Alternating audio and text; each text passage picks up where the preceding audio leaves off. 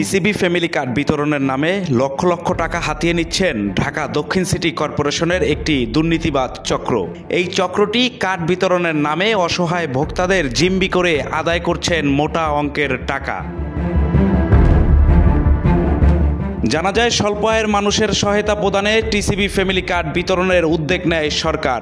2025 সালের জানুয়ারি থেকে smart family কার্ডের মাধ্যমে ট্রেডিং কর্পোরেশন অব বাংলাদেশ টিসিবির পণ্য দেওয়া হবে বলে জানায় সংস্থাটি।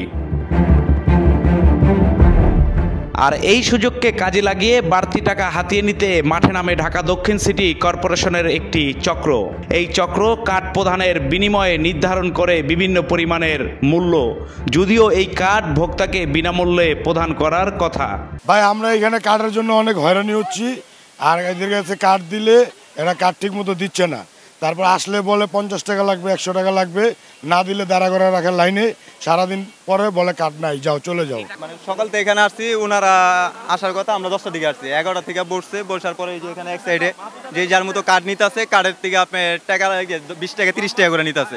আবার ওই সাইডে আপনার নাম্বার সার্চ করতে নিতে আছে 10 টাকা, ঠিক আছে। আবার যাদের চিনা জানা ওনাদের করতে আছে, মাঝে যারা আছে সাধারণ নাগরিক সব ভুক্তভোগী। ঢাকা দক্ষিণ সিটি কর্পোরেশনের আওতাধীন স্মার্ট ফ্যামিলি বিতরণ কেন্দ্র পরিদর্শনে ভোক্তাদের অভিযোগের সত্যতা পাওয়া যায়। দেখা যায়, কার্ড নিতে ভোক্তাদের কাছ থেকে আদায় করা হচ্ছে অর্থ। যারা তাদের প্রস্তাবে রাজি না, আটকে যাচ্ছে তাদের টিসিবি স্মার্ট ফ্যামিলি কার্ড।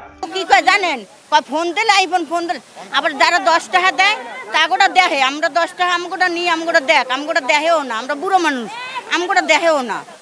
সচিব ওনার কাছে তো যাওয়াই যায় না। ওনার কাছে গেলে বলে আমি জানি না, নিচে তো লোক আছে, নিচে ওনাদের সাথে যোগাযোগ করেন। সাধারণ মানুষ যারা, ওনারা তো সচিব পর্যন্ত যেতে পারে না।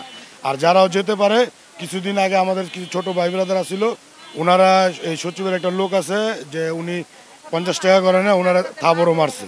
থাবর মারার পরে সচিব বলছে এটা আমি দেখতেছি, কিন্তু বলার পরে কি ভাইয়ের পর আর কোনো দেখে নাকি, এটা এইভাবে রয়ে গেছে। অবশ্যই জড়িত।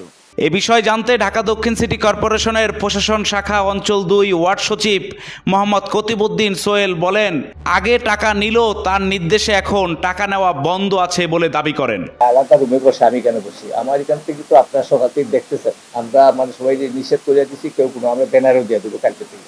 এখানে কোনো মানে নাগরিক সেবা নীতি থেকে কোনো ধরনের টাকা পয়সা এখানে লেনদেন হবে না, এটা আমরা ব্যানারও দিয়ে দেবো। আর কি ব্যানার দিতে করছি, এটা কালকেও আমাদের এখানে লোকজন আসছিল, আমরা কথাটা বলছি।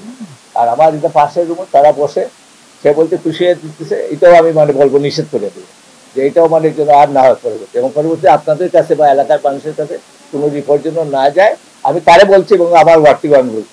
যদিও ওই প্রকৃত চিত্র ভিন্ন, বিগত কয়েকদিনের অনুসন্ধানে দেখা যায় স্মার্ট কার্ডের বিনিময়ে টাকা নেওয়া অব্যাহত আছে। কার্ডের বিনিময়ে অর্থ আদায় কতটুকু বৈধ তা জানতে চাইলে টিসিবি কর্মকর্তা বলেন, তারা বিনামূল্যে কার্ড প্রদান করে থাকেন এবং এই কার্ড ভোক্তার কাছে বিনামূল্যে বিতরণ করার কথা। টিসিবির যে স্মার্ট ফ্যামিলি কার্ড, এই স্মার্ট ফ্যামিলি কার্ড দেওয়ার দায়িত্ব সরকার দিয়েছে স্থানীয় সিটি কর্পোরেশন এবং স্থানীয় প্রশাসনকে। এটা টিসিবি এটা সরাসরি এটা বিলি করছে না বা ডিস্ট্রিবিউশন করছে না, তারাই একমাত্র কার্ড উপকারভোগী বাছাই থেকে শুরু করে ডিস্ট্রিবিউশনের সমস্ত দায় দায়িত্ব তাদের। টিসিবি এই কার্ডটি সম্পূর্ণ বিনামূল্যে দিচ্ছে জনগণের জন্য, এবং যারা বিলি করছেন তারাও এটা বিনামূল্যে দেওয়ার কথা।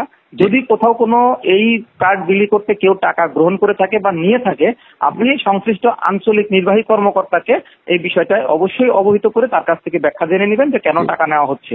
বিনামূল্যে বিতরণযোগ্য কার্ড বিতরণে সিটি কর্পোরেশনের কর্মচারীরা কেন অর্থ আদায় করছেন জানতে চাইলে ঢাকা দক্ষিণ সিটি কর্পোরেশনের সমাজ কল্যাণ কর্মকর্তা বলেন, কার্ড বিতরণের নামে টাকা আদায় সম্পূর্ণ অবৈধ। কেউ যদি অর্থ আদায় করে তাহলে তার বিরুদ্ধে ব্যবস্থা নেওয়ার আশ্বাস দেন তিনি। না, এখানে টাকা নেওয়ার কোনো সুযোগ নাই। কিসের জন্য টাকা নেবে?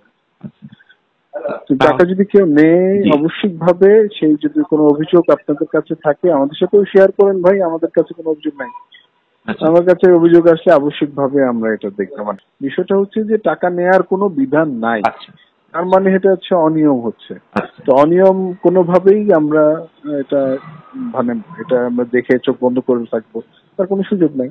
আবশ্যিকভাবে আমরা অভিযোগ পেলে ব্যবস্থা নিব।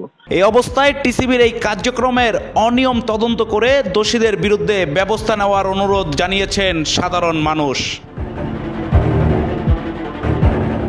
জাহাঙ্গীর আলম পলক, ভোরের পাতা, ঢাকা।